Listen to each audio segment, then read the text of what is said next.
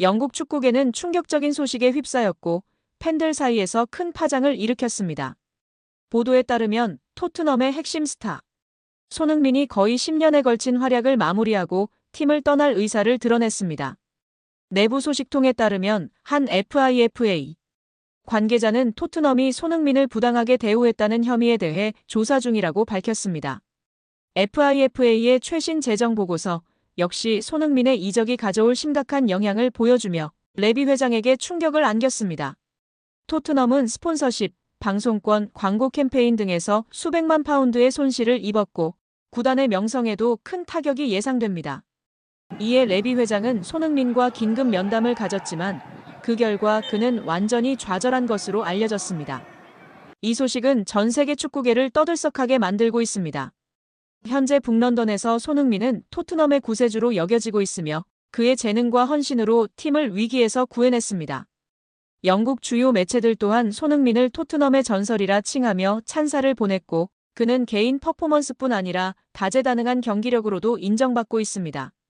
프리미어리그 어시스트 순위에서도 상위권에 올라 있으며 이는 그의 뛰어난 팀 기여도를 보여줍니다. 하지만 불과 얼마 전까지만 해도 손흥민은 팬과 언론의 비판을 받아야 했습니다. 부진한 팀 성적과 불안정한 경기력 속에서도 그는 굳건한 의지로 극복해내며 결국 토트넘에 17년 만에 우승컵을 안겼습니다. 그의 노력은 모든 비판을 잠재웠고 지금 받는 찬사는 그간의 헌신을 증명합니다. 그러나 일부 전문가들은 여전히 토트넘이 손흥민을 잃을 경우 구단이 심각한 위기에 빠질 것이라고 경고하고 있습니다. 풋볼런던에 의하면 메디슨의 주급은 손흥민보다 약간 낮은 17만 파운드, 약 2억 9,440만 원입니다.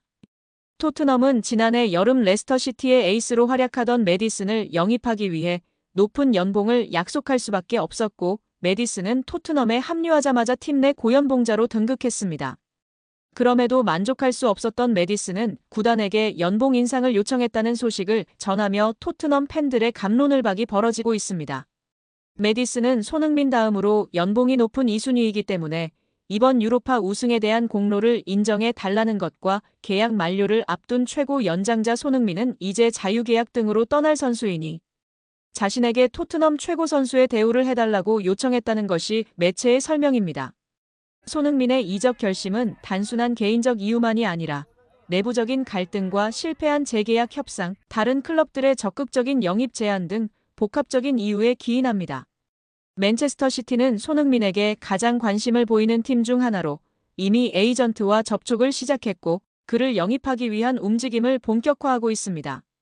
손흥민 측도 이를 완전히 배제하지 않고 있어 대형 이적의 가능성이 커지고 있는 상황입니다. 피파의 재정 보고서가 공개된 이후 레비 회장은 손흥민 이적이 가져올 경제적 파장에 충격을 받았습니다. 손흥민은 단순한 축구 선수가 아니라 아시아 시장을 포함한 글로벌 마케팅의 핵심 인물로 그의 이탈은 막대한 상업적 손실을 의미합니다. 스폰서 계약과 중계권 협상이 축소되거나 해지될 위험도 존재하며 글로벌 광고 캠페인의 대표 모델이 사라지게 되는 등 파급력은 막대합니다. 이에 레비 회장은 손흥민에게 구단 역사상 최고 연봉 제안을 하며 붙잡으려는 전략을 폈습니다.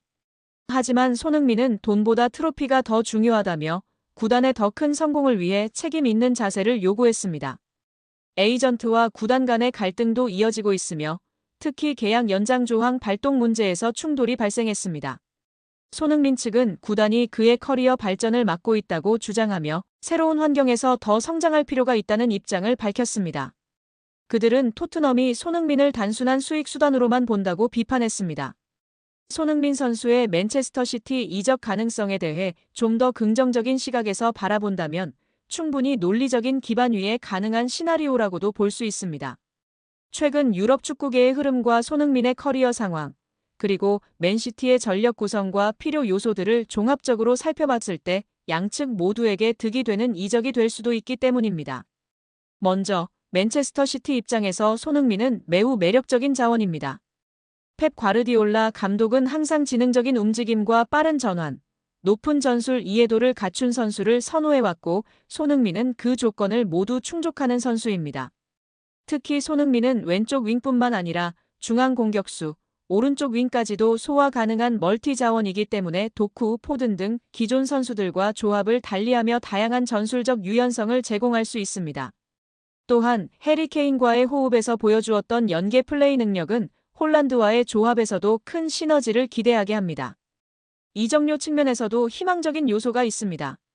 손흥민은 현재 계약 기간이 2025년까지로 알려져 있으며 만약 토트넘이 재계약에 소극적인 모습을 보이거나 손흥민 본인이 우승에 대한 강한 열망을 나타낸다면 구단이 그의 의사를 존중해 적절한 이적료의 협상에 나설 가능성도 존재합니다.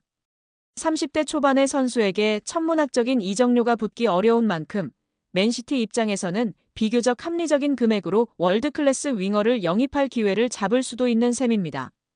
또한 손흥민의 커리어적 측면에서도 이적은 의미가 있습니다. 그는 이미 개인적으로는 프리미어리그 득점왕, 월드클래스 입지 등을 이룬 상태이며 이제는 우승이라는 커리어의 마침표를 찍고자 하는 시점입니다. 맨시티는 EPL, FA컵, 챔피언스리그 등 다수의 트로피를 매 시즌 경쟁하는 팀이며 그 안에서 손흥민이 핵심적인 역할을 맡을 수 있다면 이는 선수 본인에게도 엄청난 동기부여가 될 것입니다. 구단 간 관계 역시 유연하게 풀릴 여지가 있습니다. 과거 해리 케인의 이적 불발로 인해 맨시티와 토트넘 간의 거래는 어렵다는 인식이 있었지만 이는 당시 케인의 계약 상황과 시장 가치 그리고 다니엘 레비 회장의 고집 등이 복합적으로 작용한 결과였습니다. 만약 손흥민의 의지가 분명하고 이적료 조건이 맞는다면 토트넘 역시 재정적 이익과 전력 재편이라는 현실적인 이유로 이적을 고려하지 않을 이유는 없습니다. 결정적으로 축구계에서는 예상치 못한 이적이 자주 발생합니다. 리오넬 메시의 바르셀로나 이적, 호날두의 복귀, 케인의 바이에른 뮌헨행 등 설마 했던 일들이 현실이 된 사례는 많습니다. 손흥민의 맨시티 이적 또한 그런 빅딜 중 하나로 성사된다면 이는 단지 한 명의 이적이 아니라 프리미어리그 전체의 구도를 뒤흔들 수 있는 뉴스가 될 것입니다. 따라서 손흥민의 맨시티 이적은 단순히 팬들의 상상이나 루머를 넘어서 실현 가능성을 가진 시나리오로 충분히 바라볼 수 있으며 당사자들 간의 의지와 조건이 맞아떨어진다면 그 실현은 생각보다 가까운 현실일지도 모릅니다. 한편 프랑스의 거함 파리 생제르맹 이적설도 불붙고 있는데요. 프랑스 언론 푸실은 손흥민은 6월이면 토트넘과 계약이 만료된다. 그는 PSG의 공격을 강화할 수 있는 옵션 중 하나로 간주된다. 손흥민의 PSG 이적설은 처음이 아니다. 하지만 이번에는 가장 적합한 링크일 가능성이 크다. 손흥민은 토트넘을 떠날 가능성을 열어뒀다. 손흥민과 거의 4년 동안 협상한 PSG는 아직도 그 자리에 있다. PSG는 그의 능력은 물론이고 라커룸에서의 프로다움을 좋아한다고 보도했습니다. 푸실은 토트넘은 지금까지 PSG의 구애를 거부했다. EPL 무대를 선호해왔다. 하지만 그의 생각은 달라질 수 있다. 이제 영국을 떠나 새로운 경험을 할 수도 있다. PSG와 손흥민의 논의는 긍정적이다. 구단은 몇 달 안에 합의를 마무리하길 바란다. 이 경우 이강인을 활용할 수 있다. 이강인이 손흥민의 합류를 설득하는 데 도움이 될 수 있다. 두 사람은 대한민국 축구대표팀에서 함께했다. 손흥민은 토트넘에서 역사를 만들었다. 다만 루이스 엔리케 PSG 감독의 까다로운 심경을 사로잡을 만한 재능을 갖춘 선수를 영입한 셈일 것이라고 했습니다. 손흥민 측은 진술서에서 지난해 5월 23일 북중미 월드컵 2차 지역 예선 준비를 위해 한국에 입국했습니다. 당시 양 씨와 손흥민은 교제를 이어오던 중이었는데 5월 31일부터 다음 날까지 양 씨와 만남을 가졌다고 합니다. 6월 2일 원정 경기가 열리는 싱가포르로 떠나기 전날까지 양 씨와 만난 걸 인정한 것인데요. 이때만 해도 두 사람의 관계는 좋았던 거로 보입니다. 이를 뒷받침할 근거는 언론 보도에서 찾아볼 수 있습니다. 당시 복수의 언론은 손흥민이 공항에서 출국하는 모습을 담아 팬들에게 전달했습니다. 이때 손흥민 왼쪽 손가락에 반지를 낀 모습이 포착됐습니다. 문제는 약 한 달쯤 지나 발생하였습니다. 손흥민 측은 한 달 뒤쯤 양 씨가 임신 사실을 알렸다며 이에 손흥민은 양 씨에게 대화를 제안했지만 양 씨 측은 금전을 요구한 채 만남은 거절했다고 밝혔습니다. 이 과정에서 양 씨는 손흥민의 아이를 임신했다면서 태아 초음파 사진을 보냈고 이후 손흥민으로부터 3억 원을 뜯어냈습니다. 손흥민 측은 양 씨의 허위사실 유포가 선수와 팀에 부정적인 영향을 미칠 것을 우려해 공갈. 협박에 응할 수밖에 없었다고 밝혔습니다. 양 씨는 3억 원을 받은 후 외부에 밝히지 않겠다는 취지의 각서도 작성한 것으로 알려졌습니다.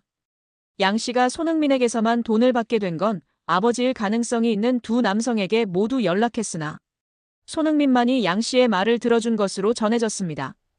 양 씨는 실제 임신 중절 수술을 받았고 초음파 사진 역시 양 씨의 것으로 확인됐습니다.